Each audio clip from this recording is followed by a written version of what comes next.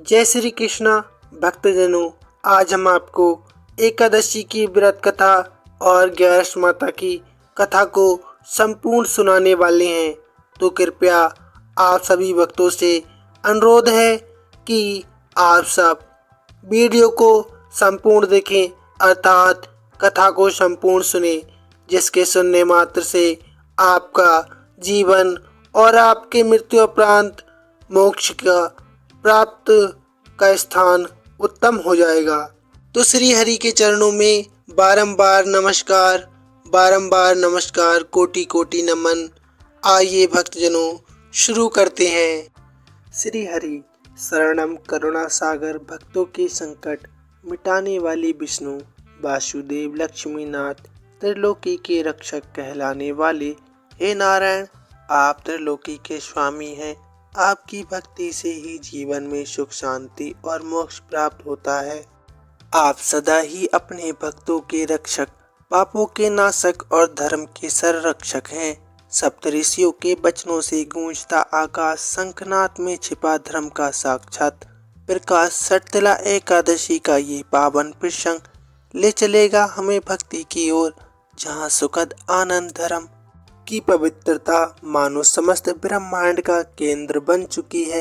युधिष्ठिर महाराज का रथ जैसे ही महल के द्वार पर आकर रुका, एक दिव्य प्रकाश ने समस्त वातावरण को अलौकिक कर दिया।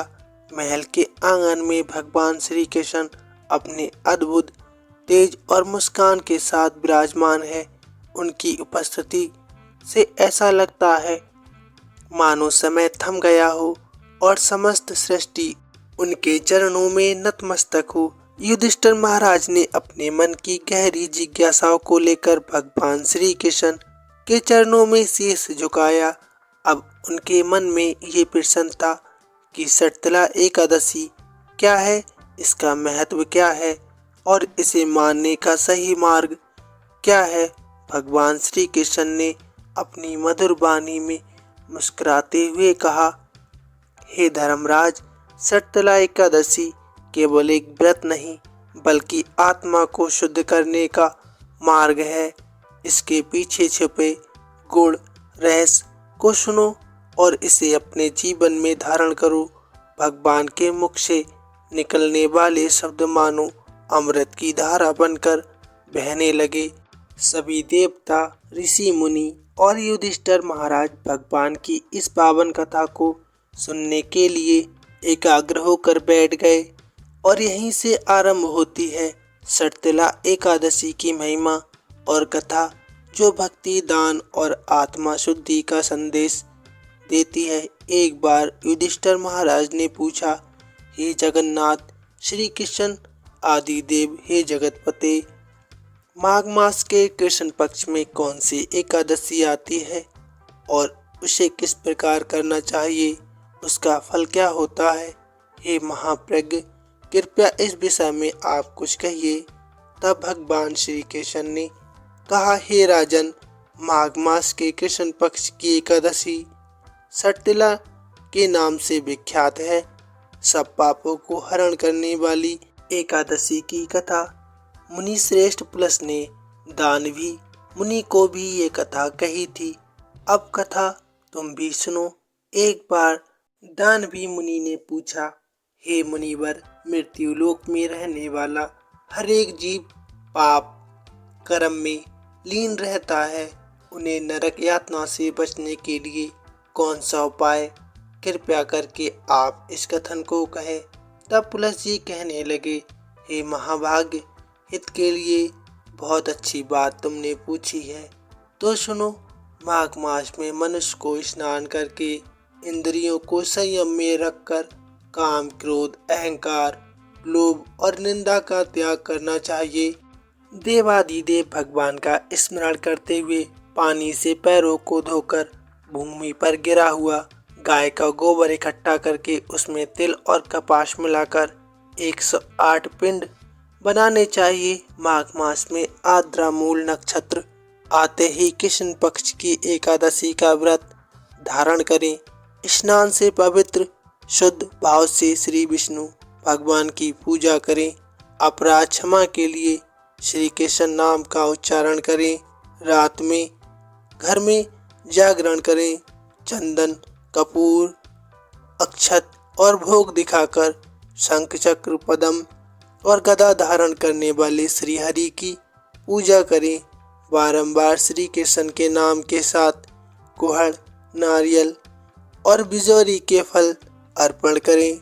विधि पूर्वक अर्घ्य दें। दूसरी सामग्री का अभाव हो तो 100 सुपारी वाला जीवों को आश्रयदाता आप हो। हे पुरुषोत्तम, हम इस संसार सागर में डूब रहे हैं, कृपया आप प्रसन्न हो। हे विश्व भगवान, आपको हमारा वंदन है। हे कमल नयन, हम आपको प्रणाम करते हैं। हे सुब्रह्मण्यम, हे महापुरुष, हे सभी के पूर्वज, आपको प्रणाम है। हे जगतपति लक्ष्मी जी के साथ आप इस अर्घ्य को स्वीकार कीजिए। इसके बाद ब्राह्मणों की पूजा करके उन्हें पानी से भरा घड़ा देना चाहिए। साथ में छाता, चप्पल और वस्त्र भी अर्पण करें। इस दान द्वारा भगवान श्री कृष्ण प्रसन्न हो, ऐसा कहते हुए दान करना चाहिए। अपनी परिस्थिति के अनुसार श्रेष्ठ ब्राह्मण को काली गाय दान में देनी चाहिए। हे दिव्य श्रेष्ठ विद्वान पुरुष ने तिल से भरा हुआ पात्र दान करना चाहिए। तिल के दान से व्यक्ति हजारों वर्ष स्वर्ग में वास करता है। तिल स्नाय तिलोदति तिल होमी तिलोदा की तिलदाता च भोक्ता च सट तिलापा नाशनी, अर्थात तिल से स्नान करना, तिल का उपन लगाना, तिल का हवन करना, तिल डालना, जल में तिल को डुबोना, तिल का दान करना, तिल का भोजन में उपयोग करना। इस प्रकार 6 कार्यों में तिल का उपयोग करने से इसे षटतिला एकादशी माना जाता है, जो पाप हारनी है। एक बार षटतिला एकादशी की महिमा सुनने देवर्षि नारद भगवान श्री कृष्ण के पास आए। तब भगवान श्री कृष्ण ने कहा कि एक ब्राह्मण स्त्री थी। ब्रह्मचार्य का पालन करते हुए वह भगवान की आराधना करती थी। अनेक प्रकार की तपस्या के कारण वह बहुत दुर्बल हो गई थी। उसने बहुत दान दिए, परंतु उसने ब्राह्मण और देवताओं को अन्नदान नहीं किया था। अनेक प्रकार के व्रत और तपस्या करने से वह शुद्ध आत्मा में बदल गई थी, परंतु भूखे लोगों को उसने कभी अन्नदान नहीं किया था। हे ब्राह्मण, उसकी परीक्षा लेने के लिए मैंने एक ब्राह्मण के रूप में उस साध्वी के घर जाकर भिक्षा मांगी। तब उस ब्राह्मणी ने पूछा, हे ब्राह्मण, सत्य कहिए कि आप कहाँ से आए हैं। मैंने सुनकर अनजाने में बताते हुए कहा। उसे कोई उत्तर नहीं दिया और उसने क्रोध में भिक्षा पात्र में मिट्टी डाल दी। उसके बाद में मैंने अपने धाम लौट आया। अपनी तपस्या के प्रभाव से वह ब्राह्मणी मेरे धाम में वापस आई। उसे संपत्तिहीन, स्वर्णहीन, दानहीन सिर्फ एक सुंदर महल मिला। इतने सुंदर महल में कुछ ना पाकर वह आश्वस्त और क्रोधित होकर मेरे पास पूछने आई। कहने लगी, हे जनार्दन, सब व्रत और तपस्या करके मैंने श्री विष्णु की आराधना की, परंतु मुझे धन दान क्यों नहीं प्राप्त हुआ। तब मैंने कहा, हे साध्वी, तुम भौतिक विश्व से आई हो, अब तुम अपने घर लौट जाओ। तुम्हें देखने देवताओं की पत्नियां आएंगी। उन्हें षटतिला एकादशी की महिमा पूछकर पूरा सुनने के बाद ही दरवाजा खोलना, अन्यथा नहीं। ये सुनकर ब्राह्मणी घर वापस आई। एक बार ब्राह्मणी दरवाजा बंद करके अंदर बैठी हुई थी। तब देव पत्नियां वहां पर आकर कहने लगी, हे सुंदरी, हे ब्राह्मणी, हम तुम्हारे दर्शन करने आए हैं, कृपया दरवाजा खोलो। तब ब्राह्मणी ने कहा, आपको मुझे देखने की इच्छा है तो कृपया षटतिला एकादशी की महिमा का वर्णन कीजिए, तभी मैं दरवाजा खोलूंगी। उस समय एक देव पत्नी ने उसे वह महात्म बताया। महात्म सुनने के बाद ब्राह्मणी ने दरवाजा खोला। देव पत्नियां उसके दर्शन से बहुत प्रसन्न हुई। फिर देव पत्नियों के कहे अनुसार ब्राह्मणी ने षटतिला एकादशी का व्रत किया, जिसके प्रभाव से उसे धन, दान, तेज, सौंदर्य प्राप्त हुआ। धन, दान, संपदा प्राप्त करने के लोभ दृष्टि से ये व्रत कभी मत करना। इस व्रत का पालन करने से अपने आप गरीबी का दुर्भाग्य नष्ट हो जाता है। जो कोई भी स्थिति को तिल दान करेगा वह सब पापों से मुक्त हो जाएगा। तब भगवान श्री कृष्ण के कहे अनुसार धर्मराज युधिष्ठिर ने भी इस व्रत का विधि पूर्वक पालन किया। ये थी शर्तला एकादशी की व्रत कथा। आइए भक्तजनों, अब सुनते हैं ग्यारस माता की कथा। एक बार एक राज्य हुआ करता था। उस राज्य का राजा बहुत ही बुद्धिमान और बलशाली था। वह राजा हमेशा अपनी प्रजा का भी बहुत अच्छे से ध्यान रखता था। प्रजा भी राजा को बहुत प्रेम करती थी। राजा की 2 बेटियां थी। राजा अपनी दोनों बेटियों से बहुत स्नेह करता था। राजा की छोटी बेटी देखने में बहुत सुंदर और आकर्षित थी और राजा की बड़ी बेटी छोटी बेटी के मुकाबले थोड़ी कम सुंदर थी। राजा की छोटी बेटी ग्यारस माता की पूजा किया करती थी और सभी लोग राजा की छोटी बेटी से बहुत प्रेम करते थे, उसकी प्रशंसा किया करते थे। राजा भी अपनी छोटी बेटी को बड़ी बेटी से अधिक प्रेम करता था, जिसके कारण राजा की बड़ी बेटी को अपनी ही छोटी बहन से बहुत नफरत होने लगी थी। धीरे धीरे समय बीता। दोनों राजकुमारियां जब बड़ी हो गईं, तब पड़ोस के राज्य में रहने वाला एक राजकुमार राजा की बड़ी बेटी के लिए रिश्ता लेकर आया। लेकिन जैसे ही उस राजकुमार की दृष्टि राजा की छोटी बेटी पर पड़ी, तो वह राजकुमार राजा की छोटी बेटी पर आकर्षित हो गया और छोटी बेटी से पहली ही नज़र में प्रेम करने लगा। उस राजकुमार ने अब राजा की बड़ी बेटी के साथ विवाह करने से मना कर दिया। उसने राजा से कहा कि महाराज, मैं तो आपकी छोटी बेटी से विवाह करना चाहता हूँ। ये सब देखकर अब तो राजा की बड़ी बेटी अपनी छोटी बहन से बहुत अधिक क्रोधित हो गई और राजा की बड़ी बेटी ने अपनी बहन को सबसे बड़ा शत्रु मान लिया। राजा की बड़ी बेटी अपनी छोटी बहन से बदला लेने का निर्णय कर चुकी। राजा की बड़ी बेटी ने अपनी छोटी बहन को जान से मारने का उपाय सोचा। अब बड़ी बेटी ने अपनी छोटी बहन को मारने के लिए सबसे पहले एक लड्डू में जहर मिलाकर अपनी छोटी बहन को खाने को दे दिया। छोटी बहन बहुत भोली थी, उसे अपनी बड़ी बहन के षड्यंत्र के बारे में कुछ भी नहीं पता था, तो उसने वह लड्डू खा लिया। लेकिन आश्चर्य की बात, छोटी बहन को लड्डू खाने के बाद भी कुछ नहीं हुआ। ये देखकर बड़ी बहन आश्चर्यचकित रह गई। लेकिन अब भी बड़ी बहन ने हार नहीं मानी। जब एक रात उसकी छोटी बहन कमरे में सो रही थी, तब उसने एक मटके में सांप रखकर उसके कमरे में छोड़ दिया। लेकिन सांप भी छोटी बहन का कुछ नहीं बिगाड़ पाया। जिसके बाद बड़ी बहन ने अपनी छोटी बहन से कहा कि चलो हम लोग कुएं में पानी भरने जा रहे हैं, तुम भी चलो। छोटी बहन चलने के लिए तैयार हो गई। तब पानी भरने के बहाने बड़ी बहन उसे कुएं के पास ले गई और कुएं में धक्का दे दिया। लेकिन तब भी छोटी बहन का कुछ नहीं हुआ, क्योंकि हर बार ग्यारस माता उसकी रक्षा कर रही थी। और उधर बड़ी बहन अपने सारे प्रयास के बाद भी लगातार असफल हो रही थी, जिस कारण वह और भी अधिक क्रोधित हो गई। फिर उसने अपनी छोटी बहन के पास जाकर उससे प्रश्न किया कि मेरी छोटी बहन, क्या तुमको पता है कि भगवान ने सबकी मृत्यु एक निश्चित समय पर लिखी है, और कैसे तुम्हारी या मेरी मृत्यु होगी, क्या तुम ये जानती हो?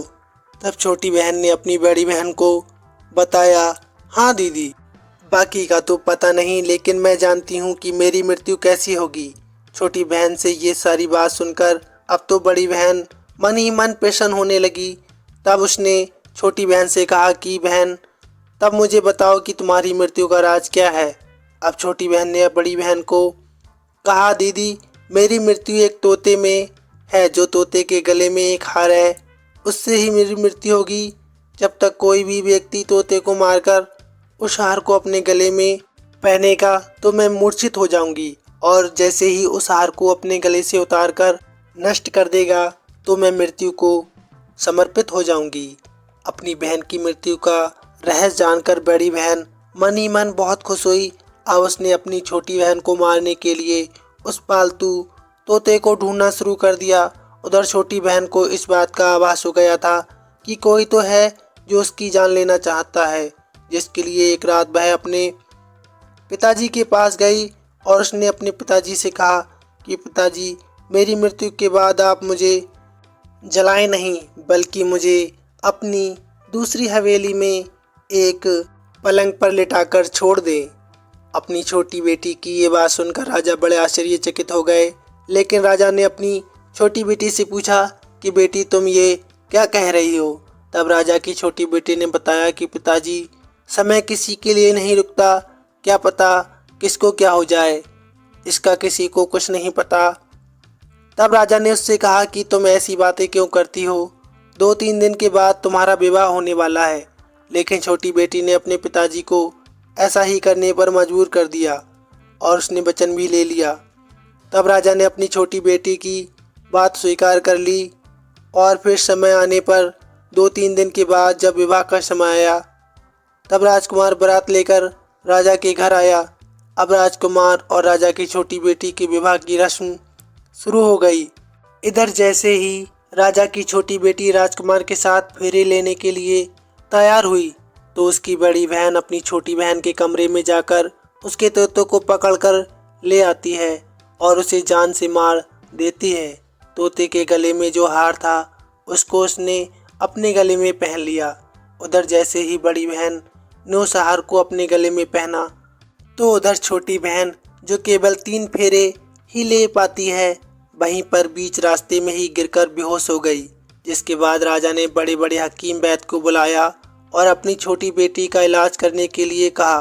राजा की बात सुनकर जब वैद्य ने छोटी बेटी को देखा, तो राजा को बताया कि महाराज, आपकी छोटी बेटी ना तो जीवित है और ना ही मरी है। ऐसा तो पहली बार मैं देख रहा हूँ। राजा ने वैद्य और हकीम को ये बात बाहर बताने से मना कर दिया और उसने कहा कि अगर तुमने ये बात किसी को बताई तो हम तुमको फांसी पर लटका देंगे। राजा ने अपनी छोटी बेटी को पुराने महल में ले जाकर एक पलंग पर लिटा दिया और फिर वहां पर कुछ सैनिकों को तैनात कर दिया। इसके बाद राजा वापस अपने महल में आ गया। इधर राजा की बड़ी बेटी अपने पिताजी के पास आई और कहने लगी, पिताजी, अगर ये विवाह संपन्न नहीं हुआ तो आपकी इज्जत का क्या होगा? जरा सोचिए, अगर आप कहें तो मैं आपकी इज्जत बचाने के लिए इस राजकुमार से विवाह करने के लिए तैयार हूँ।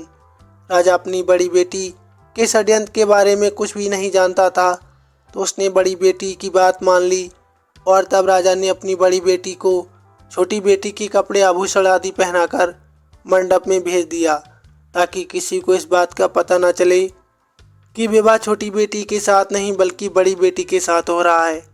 लेकिन राजकुमार ये भी जान गया था कि ये तो राजा की छोटी बेटी नहीं है, बल्कि ये राजा की बड़ी बेटी है। अब राजकुमार ने राजा की बड़ी बेटी से विवाह करने से मना कर दिया। तब सभी लोगों ने राजकुमार को मजबूर करके राजा की बड़ी बेटी से बचे हुए फेरों को संपन्न करा दिया और फिर विवाह संपन्न हो गया। जिसके बाद राजकुमार राजा की बड़ी बेटी को अपने महल ले गया। विवाह होने के बाद राजकुमार उससे ना तो बातें करता था, ना उसे पसंद करता था, उसके आसपास जाता भी नहीं था। राजकुमार ने ये तो फैसला भी कर लिया था कि चाहे कुछ भी हो जाए, वह अपनी प्रेमिका को ढूंढ कर रहेगा और जानकर रहेगा कि उसके साथ क्या हुआ है। फिर एक दिन राजकुमार अपने घोड़े पर सवार होकर राजा के पुराने महल के पास पहुंच गया, जहां पर उसने कुछ सैनिकों को देखा। महल के पास पहुंचकर राजकुमार ने जब महल को ध्यान से देखा, तो वह समझ गया ये तो हमारे ससुर जी का ही महल है। तब राजकुमार ने सैनिकों से पूछा, तुम लोग यहाँ क्या कर रहे हो और इस महल के अंदर उस पलंग पर कौन लेटा है? जिसके बाद राजा के सैनिकों ने बता दिया कि यहाँ पर राजा की छोटी बेटी लेटी है। ये सुनकर राजकुमार को बहुत बड़ा आश्चर्य भी हुआ और प्रसन्नता भी हुई और वह तुरंत अपनी प्रेमिका के पास पहुँच गया, उसकी सेवा करने लगा। जैसे ही रात हुई तो राजा की छोटी बेटी उठकर खड़ी हो गई। अब तो राजकुमार ये सब देखकर खुश हो गया। उसने अपनी प्रेमिका से पूछा कि तुम यहाँ क्या कर रही हो? तुम तो मेरे साथ घर चल कर रहो, तुमने विवाह के बीच में अधूरा क्यों छोड़ दिया? तब राजकुमारी ने राजकुमार को सारी बातें बता दी कि मेरी जान एक तोते में बसती थी और ये बात मैंने सिर्फ अपनी बड़ी बहन को बता दी। मुझे पता है कि उसने ही मुझे मारने का प्रयास किया है। उसके पास एक हार है जिसको वह सुबह पहन लेती है और रात को उतार कर रख देती है। जब तक वह हार को पहने रखती है तब तक मैं मूर्छित रहती हूँ, और जैसे ही वह हार को उतार देती है तो मैं जीवित हो जाती हूँ। और जब तक मेरी बड़ी बहन के पास वो हार रहेगा तब तक मैं ऐसे ही जीवित और मूर्छित होती रहूँगी। अगर मेरी बड़ी बहन के पास जो हार है वह मेरे हाथ लग जाए तो मैं हमेशा के लिए जीवित हो जाऊंगी। सारा रहस्य जानकर राजकुमार ने छोटी राजकुमारी के साथ रहने का निर्णय कर लिया और उसने बचे हुए सारे फेरे पलंग पर लेटी हुई छोटी राजकुमारी के साथ पूरे कर लिए और अपना विवाह भी पूर्ण कर लिया और वह वहीं पर रहने लगा। देखते ही देखते समय बीतने पर कुछ ही दिनों में छोटी राजकुमारी गर्भवती हो गई। एक दिन राजकुमार को किसी काम से बाहर जाना पड़ा। तब राजकुमारी के पेट में बहुत तेज दर्द उठा, जिसके बाद उसने एकादशी माता का आह्वान किया। जिसके बाद माता प्रकट हुई और उन्होंने उसका प्रसव कराकर उसे प्रसव पीड़ा से मुक्ति दिलाकर एक पुत्र की प्राप्ति करवाई। और वहीं पर अचानक से तभी राजकुमार भी आ गया। राजकुमार ने ग्यारस माता को देखा तो वह आश्चर्यचकित हो गया और उसने तुरंत ग्यारस माता को प्रणाम किया। ग्यारस माता ने राजकुमार से कहा कि जब तुम्हारा पुत्र 5 वर्ष का हो जाए तब तुम अपनी पत्नी का हार इसके गले में डाल देना।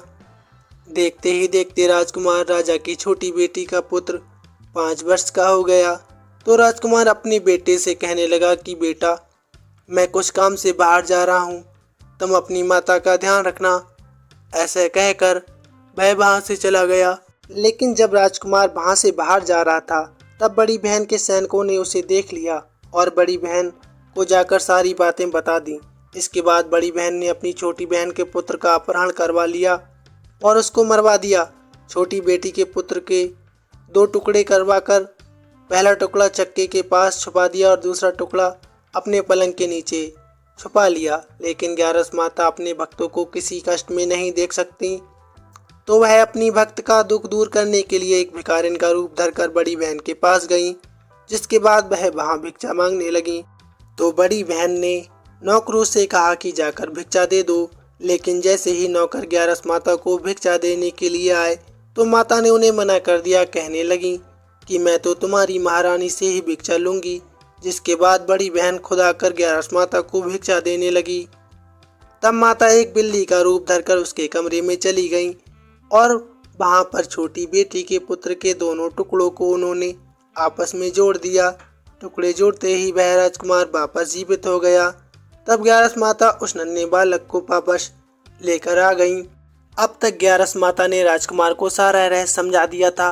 अब राजकुमार अपने बेटे को लेकर बड़ी राजकुमारी के पास गया और कहने लगा कि अगर तुम इसका ध्यान अच्छे से रखोगी तभी मैं तुमसे बात करूंगा। अब वह नन्हा बालक बड़ी राजकुमारी के पास रहने लगा। एक दिन राजकुमार अपने बच्चे से कहने लगा, बेटा, आज तुम अपनी माँ से उनके गले का हार मांग लेना। अपने पिता की बात मानकर नन्हा राजकुमार अपनी माँ के पास गया और कहने लगा, माँ, मुझे तुम्हारा हार चाहिए। यह सुनकर बड़ी राजकुमारी पहले तो बहुत क्रोधित हुई, पर उसे याद आया कि राजकुमारी ने कहा था अगर मैं इस बच्चे का ध्यान अच्छे से रखूंगी तो वह मुझसे बात करेंगे। जिस कारण उसने अपने गले का हार उस बच्चे को दे दिया और बालक वह तुरंत लेकर अपने पिताजी के पास पहुंच गया। तभी राजकुमार अपने बेटे को लेकर वहां से जाने लगा और अपनी पत्नी से कहने लगा कि मैं आज शाम को तुम्हारे साथ आकर खाना खाऊंगा। ऐसा कहकर वह अपने बेटे को लेकर वहां से चला गया। जिसके बाद सीधा राजा के पास गया और उन्हें सारी बातें सच सच बता दी। राजा अपनी बड़ी बेटी की सारी करतूतें सुनकर बहुत क्रोधित हुए। साथ ही उन्होंने अपनी परवरिश पर दोष भी लगाया। इसके अलावा राजकुमार को अपनी छोटी बेटी के साथ रहने के लिए आदेश दे दिया। इस प्रकार ग्यारस माता की कृपा से राजकुमार और राजा की छोटी बेटी अपने पुत्र के साथ सुखपूर्वक रहने लगे। प्रेम से बोलिए एकादशी माता की जय। जय श्री कृष्णा। धन्यवाद भक्तों।